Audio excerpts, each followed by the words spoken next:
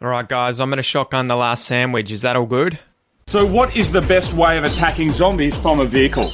Well, it's always best to keep moving. So you need a driver, you need a gunner. Right, okay, so when we're talking a gun, are we talking riding shotgun in the passenger seat? You can ride shotgun, there's nothing wrong with that. We're going out to dinner at one of my favorite restaurants, taking everybody, and I think that's our bus. I call shotgun! Hey, Bill, did anyone shotgun the last beer? If not, it's mine.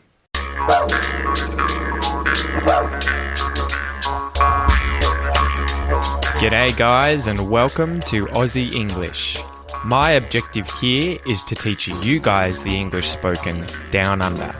So whether you want to speak like a fair dinkum Aussie, or you just want to understand what the flippin' hell we're on about when we're having a yarn, you've come to the right place. So sit back, grab a cuppa, and enjoy Aussie English.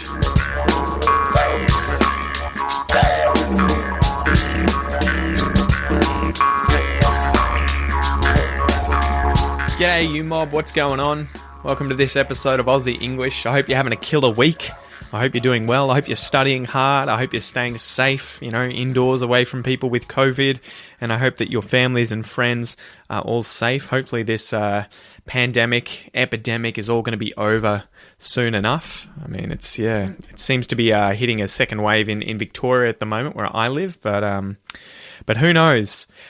Anyway, guys, welcome to Aussie English. This is the Aussie English Podcast, the number one podcast for anyone and everyone wanting to learn Australian English. If it is your first time listening to this podcast, welcome. Thank you so much for joining me.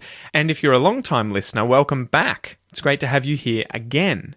Remember, guys, if you want access to the transcripts and the downloads for all of these different podcast episodes, as well as the premium podcast player that plays the text on your phones, computers, and tablets whilst you listen to these episodes, you can get access to that stuff when you sign up to the premium podcast at aussieenglish.com.au/podcast. If you want access to all of my courses, you can get them at aussieenglish.com.au/courses, where you'll get the Australian pronunciation course, the Real English discussion course designed to help people really improve their listening comprehension of Australian English whilst learning about Australian facts, current affairs, and history, with discussions with me and my dad. There is also a phrasal verb course there and a spoken English course that focuses on contractions and how spoken English sounds different from how it's written. And finally, if you're an advanced student really working hard to take your English to the next level, join the Academy, guys, at aussieenglish.com.au/academy. This is an online academy where you will get hundreds of courses that are paired with these sorts of podcast episodes so that you can learn on a regular basis and practice things like pronunciation, vocab, expressions, and also join the regular 3 weekly 30-minute speaking calls with English teacher Ian. So with the spiel aside, guys, let's get into today's episode and start with a joke. All right. So the joke is, where do gun owners go to get their ammo? Where do gun owners go to get their ammo? Right? And ammo is a shortened slang term for the word ammunition, the bullets that you would put in a gun. That is ammo. Ammunition, ammo. So where do people go to get their ammo? Where do gun owners go to get their ammo? They go to Amazon. Get it? Amazon. Although, to be honest, I think Amazon probably doesn't sell bullets. Maybe in America. I don't know if they sell bullets or guns. But that's the joke, guys, right? Where do people go? Where do gun owners go to get their ammo? They go to Amazon. All right? Play on words with the word Amazon. God, I love Amazon. So today's expression, guys, is to shotgun something. To shotgun something. We'll go through the definition of the words of this expression first and the expression origin, and then we'll go through some examples. We'll talk about some pronunciation stuff and then an Aussie fact, and we'll finish up. But okay, start with the definitions. So a shotgun. This is a smooth bore gun for firing small shot at short range. So these are the kinds of guns that are used for hunting ducks or birds, or they could be used for protection. You know, police can sometimes have shotguns in places like the US. And it tends to be that gun that you'll see in movies that makes that typical ch-ch sound when people are loading the bullets into the chamber by cocking the gun, right? Ch-ch, that's a shotgun. So that's the noun. But we can use shotgun to shotgun something as a verb. So this is where you reserve the front passenger seat of a vehicle. So you reserve something. I shotgun the front seat, or I shotgun the last Lamington, right? I reserve it for me. And that's effectively the definition of the phrase to shotgun something, right? It's originally from something like call shotgun, where you are reserving the front passenger seat of a car. So if you see the car, you come outside, you say shotgun, or I call shotgun, or I shotgun the front seat. And if you're the passenger, it means that you get to sit in the front of the car. The last little thing I want to touch on before we go through the origin of the expression here is that to shotgun something can also be to scull a beer in Australia. So if you shotgun a beer, it's like you crack the beer open and you drink it all in a single go, you know, without taking multiple swigs, multiple mouthfuls. You scull it, you shotgun the beer.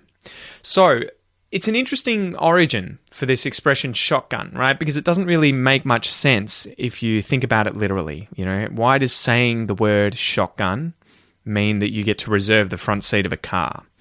The term shotgun refers to a period back in the old Wild West days in the US when a person would have to sit next to the driver of a wagon, right? The wooden carriage with horses at the front.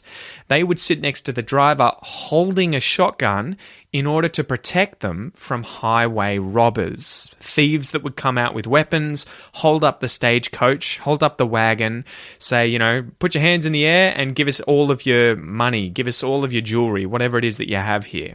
So they would have someone riding there holding a shotgun as a way of protecting the carriage or the driver. And so if you call shotgun, you're calling that position sitting next to the driver as where you want to sit in a car, right? I shotgun the front seat. I shotgun it. But it's later become used to refer to anything. I reserve that thing. If I see that thing, it is all mine, right? So we'll go through some examples. Usually the rules for shotgun, especially in terms of sitting in a front car seat, are that the shotgunner, the person calling shotgun, needs to be in clear sight of the car, so they have to be able to see the car. And the shotgun can be called regardless of whether or not the driver is in sight of the car, okay? So you can't call shotgun if you can't see the car. And it's kind of the same thing for reserving food or the last, book that you would want, or a camera, whatever it is that you're trying to say, this last one is mine. Usually the rules, sort of informally, unofficially, are that you need to be able to see the thing before you say, shotgun, before you reserve it. So let's go through some examples and hopefully this will become clearer and easier for you guys to understand. So imagine that you're a young kid and you're going camping with your sister, your mother, and your father. So this is something that I used to do back in the day when I was a little nipper. When I was a little kid, my parents would take me camping with my sister. So you've packed the car with your family's tent, with food for the trip, with the clothes, the toiletries, and any other gear and paraphernalia that you might need whilst you go camping. Maybe your hunting rifle or shotgun, or maybe your fishing rods. And you're just doing the last little once-over inside to make sure that you guys haven't forgotten anything else. And so you and the rest of the family then go out and get into the car to leave. And as you go outside the house, you might turn to look at the car first and yell, shotgun. Or you might say, I call shotgun, or I shotgun the front seat. However, your mother might say, too bad, kids sit in the back. Shotgun rules don't apply here today. Bugger. Better luck next time. Example number 2. Imagine you're at a party with your family. Say you are celebrating your grandmother's 90th birthday, right? She's lived a good innings, a very long life. She's gotten to 90 years old and you're at her house celebrating her birthday. So everyone in the family's cooked up a dish to bring and then eat at the party. And your mum's cooked up your favourite treat, which are her special Anzac biscuits. And for anyone who doesn't know, the Anzac biscuit is a sweet biscuit popular in places like Australia and New Zealand, made from rolled oats, flour, sugar, butter, gold syrup, baking soda, boiling water, and desiccated coconut, right? So you've stuffed your face with these Anzac biscuits, these Anzac bickies, and you want to go back to have just one more before they're all gone. But as you go back, you notice that there's only one left, right? There's just one remaining. So to try and shout out that it's all yours before you can actually get close enough to grab the biscuit, to grab the bicky, you yell out, "I shotgunned the last Anzac biscuit. It's mine. I shotgunned it. I've shotgunned it." But just before you get to it, your nana might appear and pluck the biscuit up in her hands and say, "Sorry, Sonny, I shotgunned it first. It's my birthday. It's all mine. I shotgunned it." The last example here, guys, is another example of rivalry between my sister and I. So when we were kids, we used to go to my grandparents' log cabin on their farm near Bendigo. It's located on a farm, there's no electricity, it's relatively isolated, and it's a peaceful place. So there are sheep on the farm, there's dams that you can go and swim in, although they're pretty muddy and cold, and it used to kind of freak me out that you couldn't see the bottom. And they had yabbies in the dams. That was sort of freaky as well. I was always worried that these yabbies, right, like freshwater crayfish, would pinch my toes. So I was always like, ooh, be careful. So you're at the farm, and you're inside the cabin. There's a huge fireplace to keep the place warm. I remember that every time we used to arrive there, my sister and I would run inside to the bunk room where the bedroom was. There would be bunks in the bedroom where you have one bed on top of another bed, and we always fought over who could get the top bunk. I don't know why we preferred the top bunk, but for whatever reason we did. So one of us might jump out of the car the moment we arrive at the farm and yell, "I shotgun the top bunk, I shotgun it." But the other one might complain that you're cheating because you can't see the bunks yet, so you have to race inside before you can shotgun the bunk, right? To shotgun it. So remember, guys, there, the verb, if you shotgun something, it can be to reserve the front passenger seat of a vehicle, or it can just be to reserve anything, usually the last of something, right? I shotgun this thing. I shotgun the front seat of the car. So, as usual, let's have a listen again to some of these examples and see if you can understand the context where the expression to shotgun something is being used. All right, guys, I'm going to shotgun the last sandwich. Is that all good? So what is the best way of attacking zombies from a vehicle? Well, it's always best to keep moving. So you need a driver, you need a gunner. Right, okay, so when we're talking a gun, are we talking riding shotgun in the passenger seat? You can ride shotgun, there's nothing wrong with that. We're going out to dinner at one of my favorite restaurants, taking everybody, and I think that's our bus. I call shotgun! Hey, Bill, did anyone shotgun the last beer? If not, it's mine. All right, good job. Now let's go through a little listen and repeat exercise where you guys can practice your pronunciation, right? It's all about helping you mimic the way that I speak, the pronunciation I use, my intonation, everything like that. And don't forget too, if you want to go deeper into the Australian accent and reducing your foreign accent and sounding more like an Australian, learning all of the different sounds in Australian English, and getting used to the minimal pairs, right? Being able to pick apart those different sounds like can and can't. Go and check out the Aussie English pronunciation course. Again, www.aussieenglish.com.au/courses. So let's get into it. Shot. Shotgun. Shotgun something. Shotgun something. Shotgun something. Shotgun something. Shotgun something. I shotgun the front seat. You shotgun the front seat.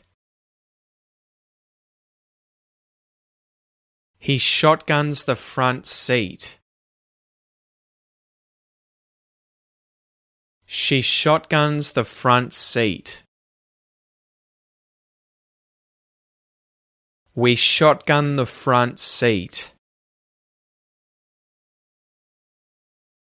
They shotgun the front seat. It shotguns the front seat. Good job, guys. Now, it's an interesting thing. I wouldn't mind just bringing this up quickly. The T's in that sentence, especially the last one, it shotguns the front seat. You can actually, potentially, depending on the pronunciation, not hear a single T, a t sound being made. It shotguns the front seat. That is a possible way of saying that sentence. And the reason for that is every single one of those T's is not followed by a vowel sound. You know, it shotguns the front seat. So that is an advanced aspect of pronunciation in English where we are muting those T's when they are followed either by a consonant sound or by no sound at all. It shotguns the front seat. Well, I actually did say it at the end there, so that can happen too at times. But that's something to pay attention to with consonants, plosive consonants like T, K, P, G, and B.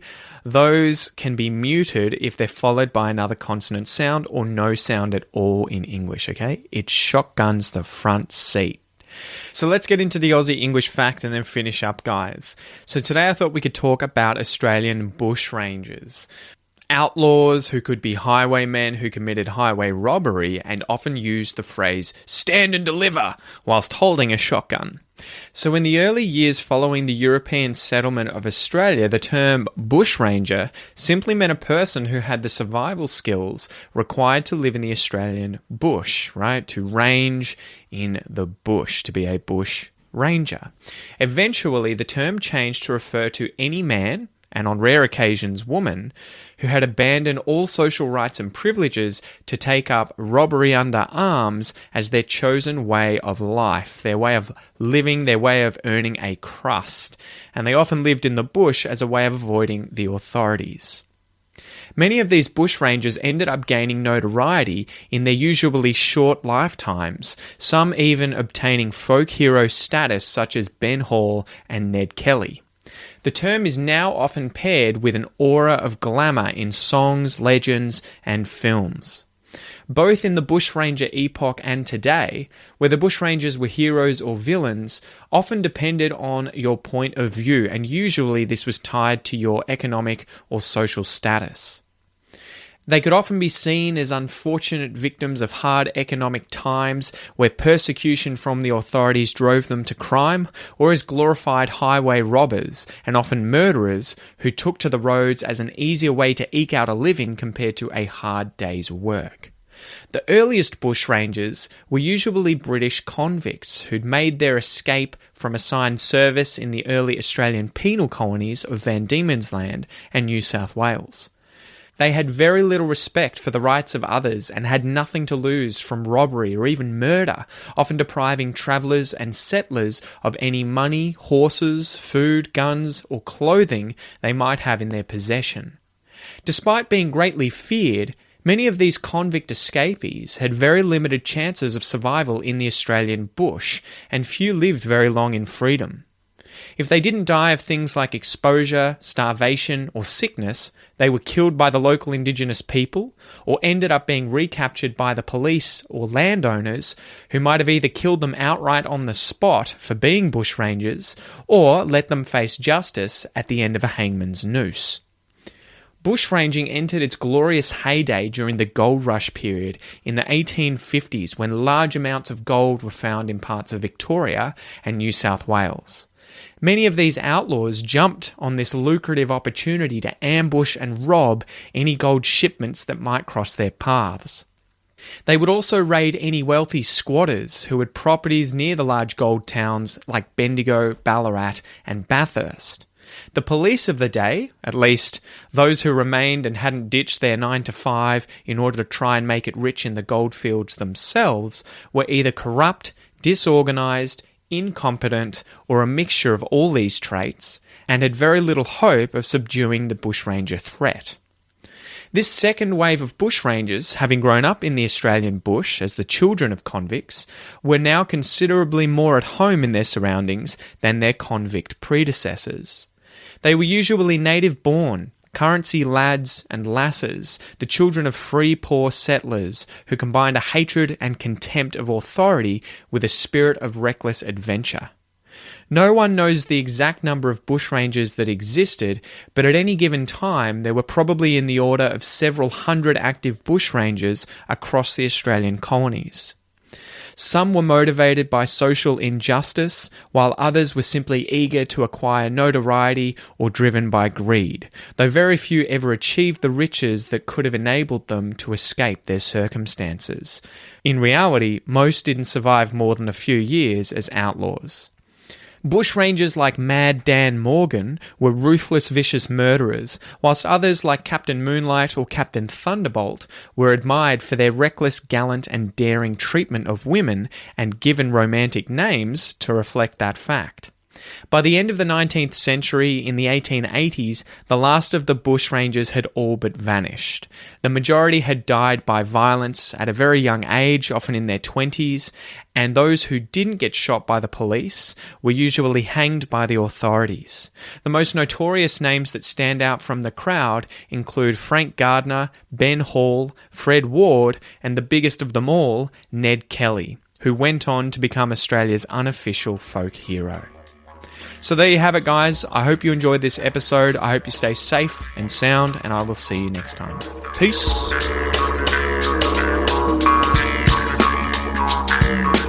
G'day, mate.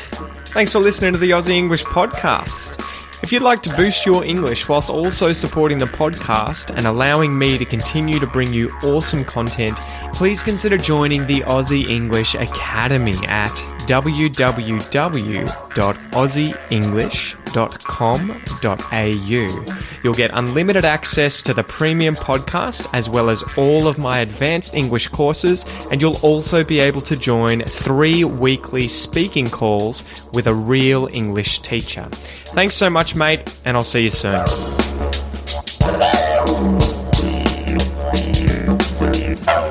Wow.